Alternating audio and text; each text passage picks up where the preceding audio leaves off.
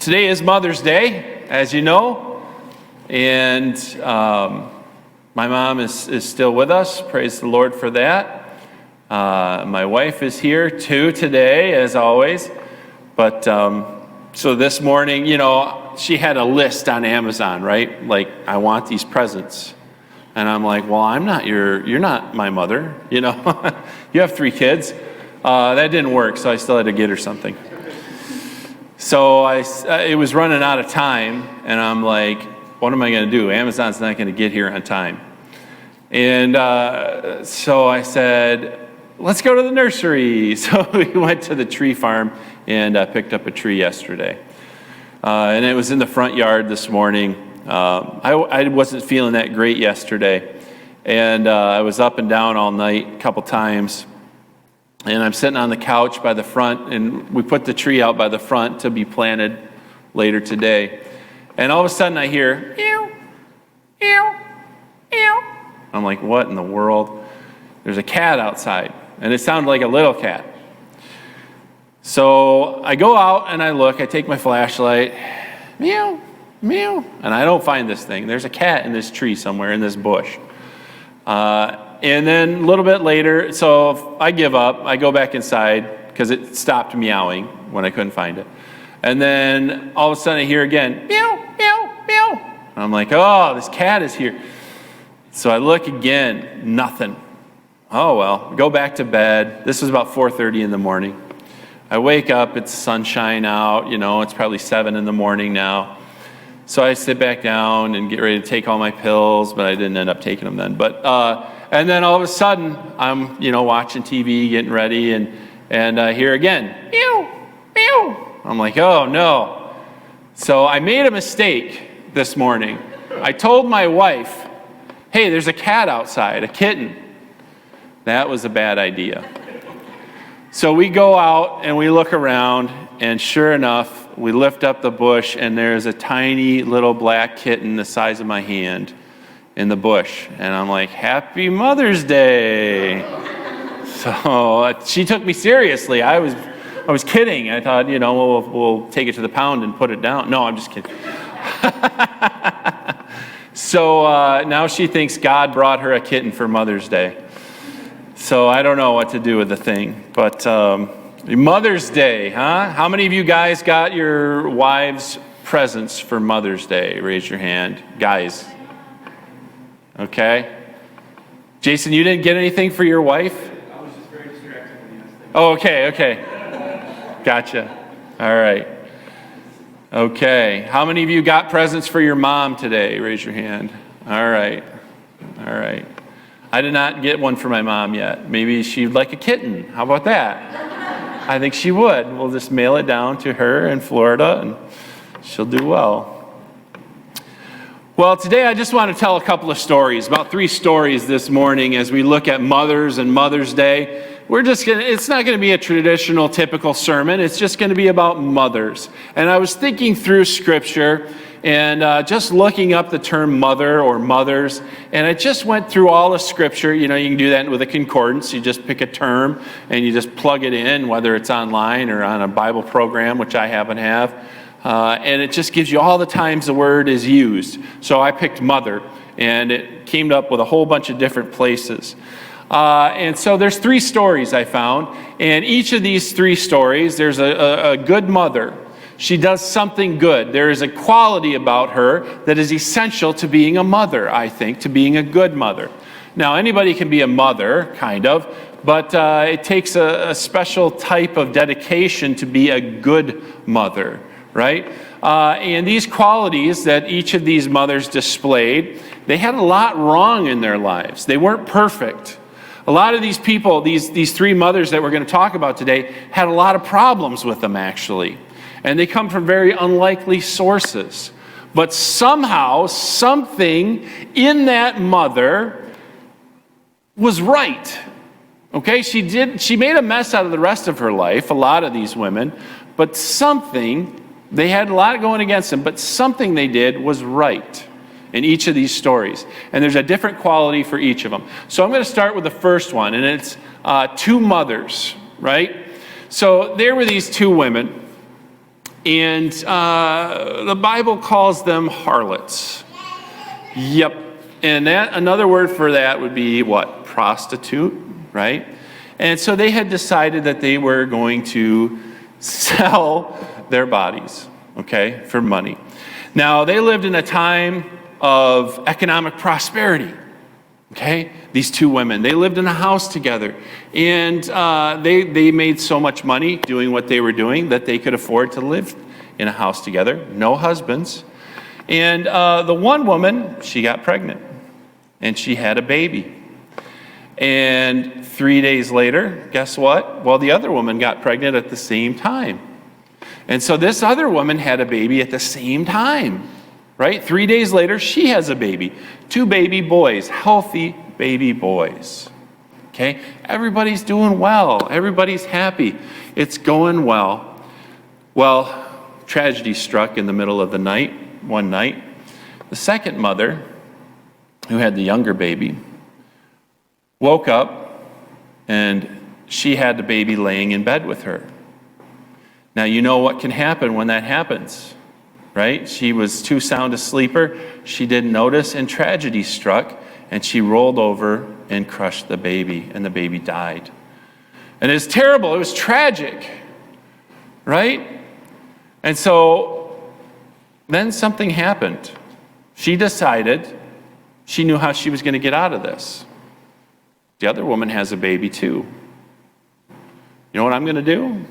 I'm going to switch them. I'll switch them. I'm going to trade my baby for her baby. She can have my dead baby, and I'll take her living baby. And so she snuck into her roommate's room in the middle of the night, and she switched the babies. And she brought the live baby and decided to raise that as her son, and then the other woman would just assume that she laid on her baby. Well, can you imagine her in the middle of the night? The other woman wakes up, and she goes to feel her baby in her bed, and she realizes it's cold. And she goes, "Oh no, what happened?" And she's, "Oh no," and she's just heartbroken. She's in such agony.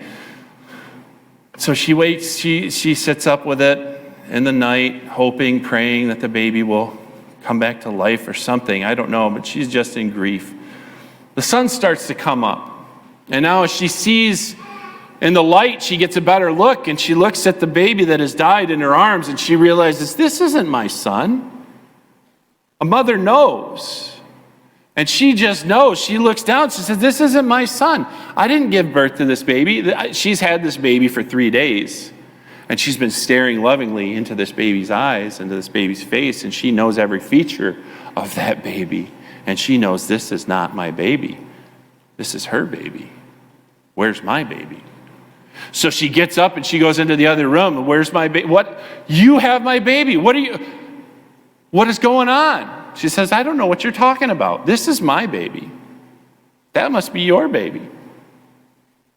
She tries to kidnap and take the baby as her own. So they get into a fight, evidently. There's some arguing, I would imagine. They decide, we're gonna sort this out, and they go to a king, the king of the land. Just so happens this king is very smart. In fact, he's the smartest man to ever have lived. He's the wisest man to have ever lived. And they bring this case over to this king, and they say, what's going on? Let me tell you what's going on. I woke up, I found this baby dead, but then I looked at it and realized this isn't my baby, it's her baby, right? And they go through the whole story. And were there any witnesses in the house? No witnesses. We're the only two. So she knows and she knows. They both know whose baby is whose, but they're both claiming the live baby is theirs. There's no witnesses, there's no evidence, there's no way to prove. They don't have maternity tests back in those days. What are they going to do?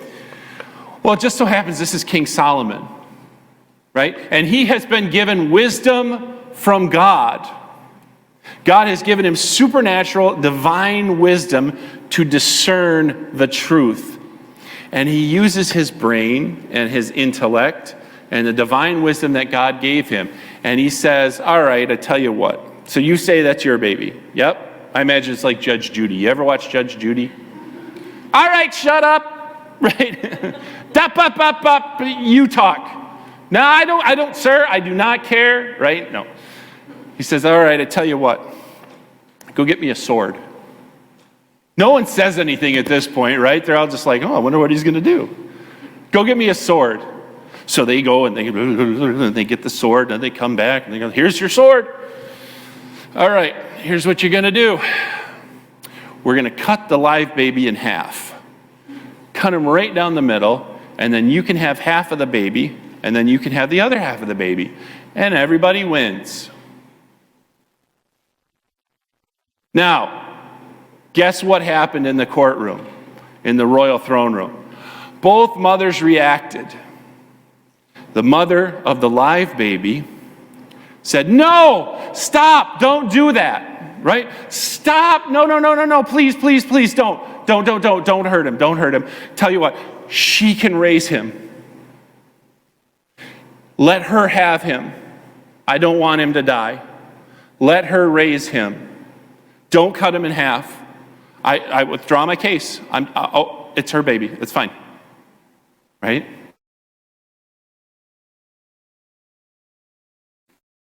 Yeah. You know what? If I can't have him, nobody can. Go ahead, cut him in half, and then we'll be done with this. And Solomon knew who's the real mother. The first one. The first one that says, don't do it. Give him to her. And that's a case of selflessness. That's the attribute. Now these lives, right? And they had 2 babies, and they were living without being married, and they, and all these problems and issues, and but the true mother possessed that one wonderful quality of selflessness. She put the baby's needs ahead of her own need to be a mother, ahead of her own need, right, for her situation to have offspring. And she said, it matters more that this baby lives. And that's what a true mother will do. That's what a truly good mother will do. She will put the needs of her children even above her own needs. So mothers, that's for you, right? Remember to be selfless. Remember to be selfless. It's not that important that you're liked all the time by your kids. Sometimes you have to discipline. Yeah, but they won't like me, and they'll be mean to me, and they'll say I hate you and run to their room. Yeah, they might. Then wash their little mouths out. No. But you have to follow, you just put the needs of the children ahead of your own needs. Be selfless. Second story I want to tell is found in, that one, by the way, is found in 1 Kings chapter 3. Second story I found is 2 Kings chapter 4. 2 Kings chapter 4. And it's about a Shunammite woman. Not the Shunammite widow. This is a different Shunammite woman. There are a couple of Shunammite women that are mentioned in Scripture. And this one, she was rich. She was prominent. And she lived in this land called Shunem. And there was a mighty prophet of God. And his name was, it starts with an E. Anyone want to take a guess? Elisha. There's Elijah and there's Elisha. This is Elisha, right? Elijah has already left the earth. Anyone know how Elijah left the earth? Do you think he died? What do you think happened to him? In a chariot made out of what? Fire. Chariot of fire. And he got taken up into heaven. Straight up that way. Well, his successor was named Elisha. And he had a lot of prophetic powers and a lot of prophetic words to give to the people. And so he was teaching the nation of Israel, and he was going back and forth between places, preaching and teaching. Well, this prominent woman was from Shunem, right? And she was married, and she was wealthy. She had a husband who was old, and she didn't have any children, or at least she didn't have any sons. She may have had daughters, we're not told, but she at least did not have any sons. So as she's going through, she sees this holy man of God, Elisha the prophet, going by her property. And she says, hey, come on in. I know you're a man of God. Come on in and have some food. Take a rest. And so he stops in, they have food, and he has his servant with him, Gehazi, right? And so he goes on his way and is refreshed. A little bit later, guess what? She gets an idea, right? She gets an idea from God.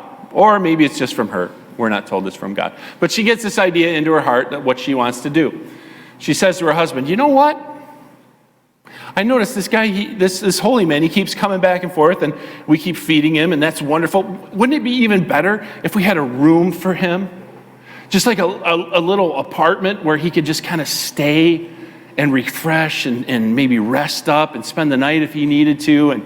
And that would just be such a wonderful thing. Hospitality, isn't that a wonderful thing to do for people? To show hospitality for those that are in need. I will not forget when Lonnie and I were first married. We were on our honeymoon, and we borrowed my mom's car, and it was a Dodge Neon. Anyone ever heard of a Dodge Neon? Yeah, I like that little car. Well, I didn't like the fact that it broke down and had a water pump issue, right? And so it broke down by Sandusky, Ohio, and we were on our way to the glamorous resort called the Poconos for our honeymoon. And this was in 1997. And so we're driving through, and the car broke down, and we're like, oh no, what are we going to do? Well, we just so happened to run into a couple, and they had a son, I believe, wasn't that right? They were blended family, but I think the kids were gone. Oh, okay. Kids were all gone for the weekend, blended family. And they just decided, they didn't know us, but somehow we told them our story. I forget where we met them, in McDonald's or something. Okay, she's got to tell it. So we broke down, this was like the second time, we were coming back from our honeymoon, coming back to Michigan, and we broke down, we fixed it once, got going, and then it broke down like the next day again. And so we pulled off the side of the road, and nobody had cell phones, you know? So we were right by the driveway, so we just walked up to see if we could use the phone to call his parents and be like, we're stranded. So, Okay, yeah. See, I don't remember stuff like that, but she does. So anyway, we stopped at this house. We pull right into the driveway, and right by the door, and we just knock on this random house. Hey, our car broke down. Can we just use your phone? Because you didn't have cell phones back then, right? We need to call our parents so they can come get us or figure something out. This is the second time this car broke down.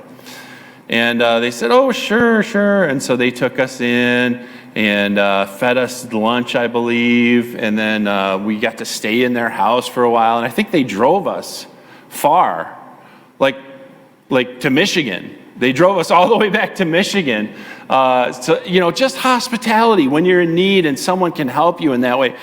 We didn't know these people, right? And so this woman and her husband are doing the same thing for Elisha, and found out they were Christians, that they loved the Lord, and it was a wonderful thing. So, but back to Elisha. So the woman and her husband, they build this house, on the rooftop. It's a flat roof, and so they built some walls and then put a roof over it, evidently. And then they would have had like a couch in there, a bed, a lampstand, and they got it all set up nice, just for Elisha and Gehazi when they would come through. And so it was a wonderful little stop, and they built a room for Elisha. Wonderful place. And so one day on their many travels, Elisha says, what can we do for her? What can we do for her? Let's talk to her. She's been so kind to us. What can we do? So he calls her in and says, could we maybe speak to the king for you? I have some influence with him, the captain of the guard. What do you think? And she says, no, I'm fine. She says, I'm okay, because she's a prominent woman, remember, right? She has lots of money. She says, I live among my people. I'm all set. So Elisha says, well, okay. And then he talks to Gehazi. We got to do something for her. And Gehazi says, well, you know what? I tell you what. She doesn't have a son, and her husband's old, so it's not going to happen. And he says, aha, call her. So they call her, and she stands in the doorway, and he says, this time next season, you're going to have a son. Guess what she says? No! Why does she say no? Don't joke, right? What do you think? She's what? She's too old? Well, she's not too old. Her husband is. But she has never had a son, And she says, don't joke about it. Don't get my hopes up. Don't even go there. Because she has had something that she's wanted for so long, right? And desired this thing down deep. And she says, don't go there.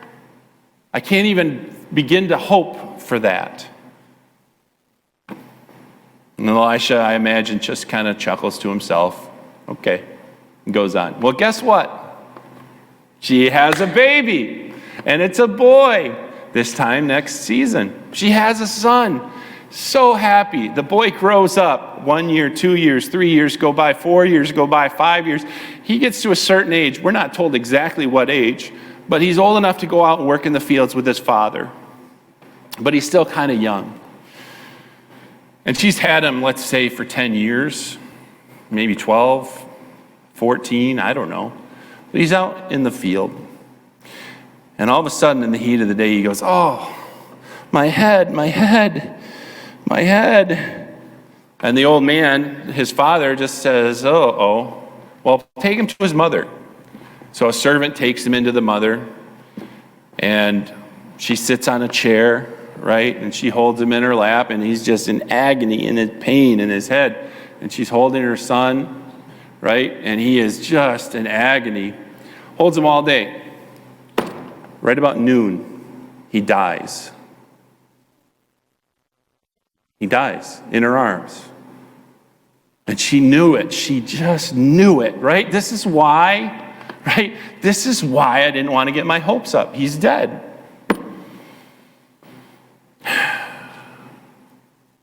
But for some reason, even though he's dead, even though it's over, right?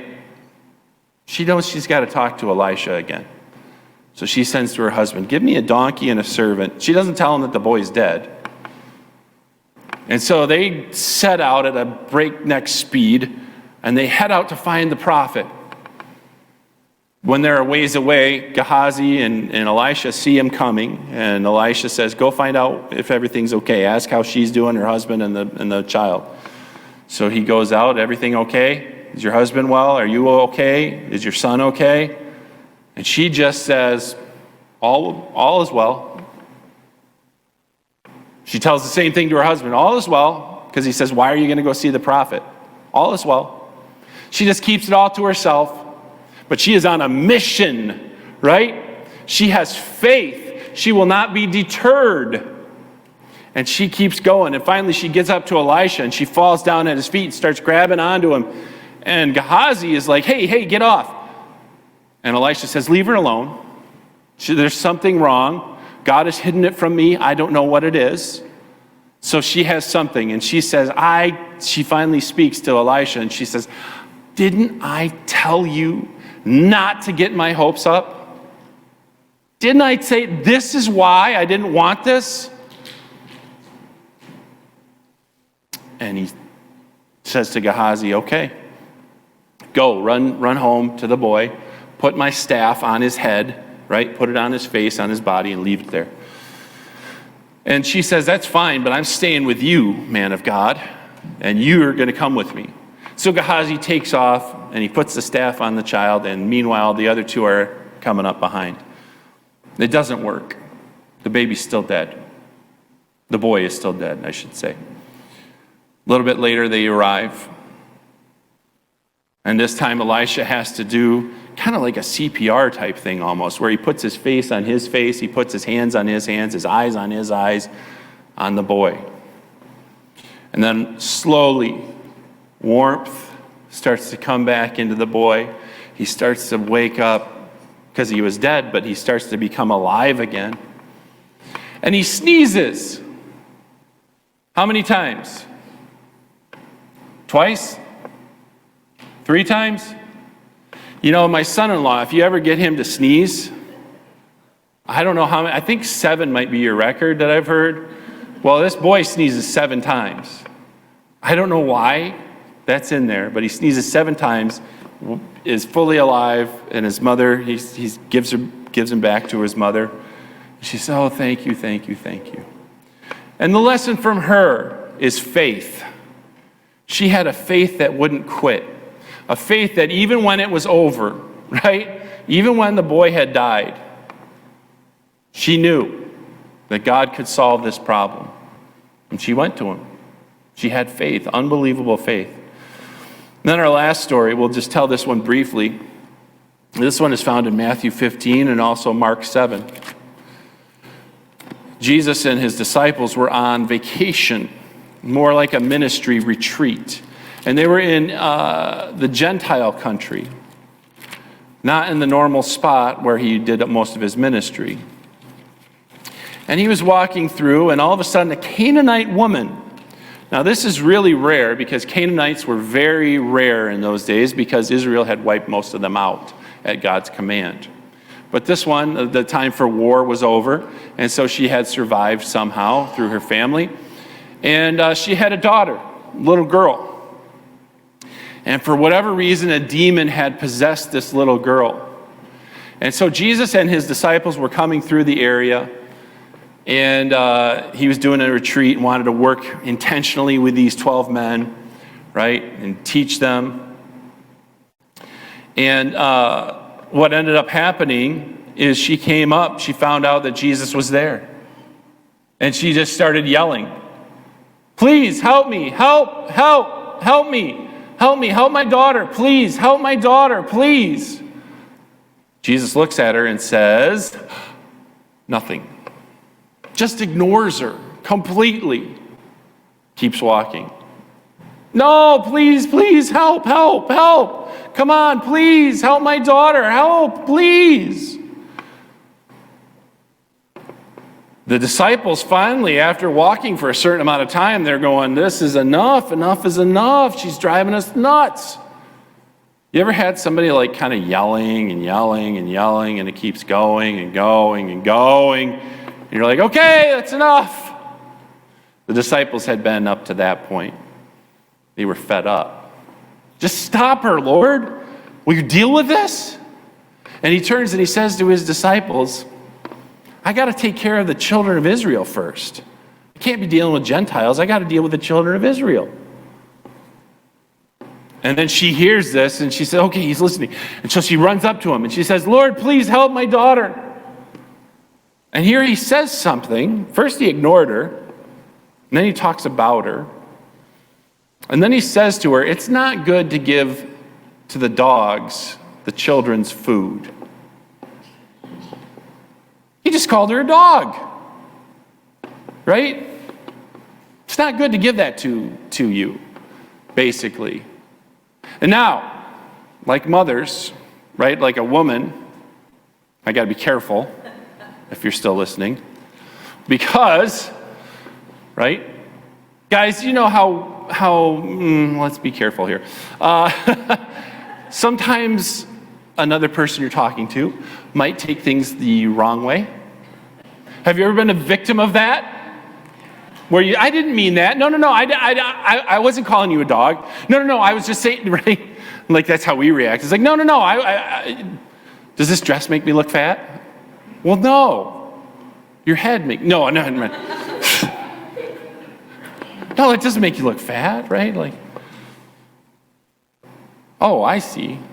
So I normally look fat, right? Like you have a way of kind of taking everything and making it personal. And that's what she does. But she doesn't actually do that because he says it's not good to throw what is holy to dogs. And she could have responded like that, like, "Oh, he called me a dog. Well, that's the last time I bring anything to Jesus. I'm not coming here. I'm not going to be around Jesus." But she doesn't do that, does she? No, she accepts it. She says, "Okay, that's fine, Lord. I'm a dog. That's fine." But guess what? Even the dogs get to eat the crumbs that fall from the children's table. And he goes, he's kind of like, okay. Like he's pleased. He's like, wow. You know what? Because you answered that, your daughter's healed. Your daughter is healed because of that faith. Right? She had an amazing faith. She also, like the second woman, had a great faith in Jesus. But she had something else that even allowed her to get to that point. You know what it was? Humility. Humility made it work. if she had gotten all high and mighty and like, how dare he call me a dog? How dare he ignore me? Right? I'm not having anything to do with Jesus because I was insulted. Never had that? A proud mother? Prideful mother? I know sometimes we think, oh, proud, that's good. Yeah. Prideful? What does a humble mother look like? What does a prideful mother look like? Well, a humble mother looks like someone that is willing to overlook an offense, not take it personally, try to get the job done, still have faith in God, and not be all offended every time. Taking offense easily is a proud way, easily offended. Maybe leaving a church because of an insult suffered. I'm not going to have anything to do with Jesus. I was insulted. Come on.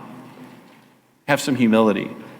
If you think it's only men that can be proud, you are mistaken. What does a prideful mother look like? Well, a prideful mother is a defensive mother, right? A prideful mother is defensive. She's got to defend her honor. Hey, now, I'm not that. Hey, how dare you say this? A prideful mother is an angry mother because nothing is ever good enough. A prideful mother is a critical mother. It's never quite good enough. My life isn't what it should be or should have been. I deserve better than this. A prideful mother is a complaining mother. A prideful mother is a bitter mother. A prideful mother is argumentative, and she is unforgiving. And that's a hard thing to overcome. Pride is a terrible, hard thing to overcome, and even women can have it. And it shows up in the critical spirit, in anger, in defensiveness, in complaining, in being unforgiving. How dare they insult my honor? You will not get far if you are proud. But the biggest fear is, of course, if I don't stand up for myself, right, then I'll be taken advantage of. If I don't stand up for my rights, my husband is going to think I'm a doormat. He's going to walk all over me.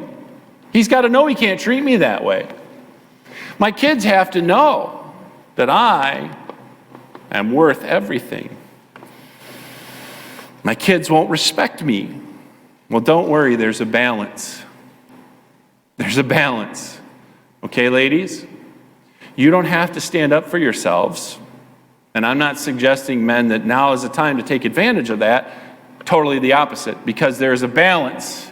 Because God says, men, if you are harsh with your wives, guess what happens?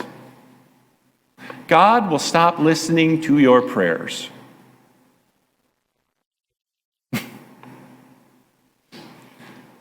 Right? And that balances the terms. So Jason, if you're harsh to Marta, God will not listen to you anymore. Dennis, if you're harsh to Joan, guess what's happening? No more talking to God. It's scary. So we got to be nice to them because God stands up for them. And women, that's how you can realize and have some comfort and peace and just relax and say, okay, my husband, right? I don't need to defend myself for every insult. I don't need to stand up for myself. God stands up for me. I don't have to worry about that, right? Now you can, if you're being abused, you need to handle that. Tell the proper authorities, get that taken care of if you're being abused. But God is listening, and God is keeping track of it all. And our job, men and women and men, I should say, we need to be humble. By being defensive and standing up for ourselves, it's just, a defensive person is not really attractive, right? They're just trying to get their way proved and that I'm better than you think I am. And there's just no need for it. If you glorify yourself, God is going to humble you. And if you humble yourself, God is going to glorify you. That's the truth. That's the truth. I hope that sinks in to some of us, and all of us really, and that we can handle that. So just remember these three tales. The first one is selflessness, putting the kids' needs above your own. Second one is faith, right? And believing that God can do things and then going to him in prayer. And then the third is humility, just having that humility necessary to function. And I know it's not popular, and I know it's not what you want to hear. I know we'd rather hear how the rest of us need to take care of you. But all of us need these three qualities. And we do all need to take care of you, by the way. But we are not supposed to be putting our own needs ahead of others, right? We're not supposed to be lacking in faith and we got to solve this ourselves. We are not supposed to be proud.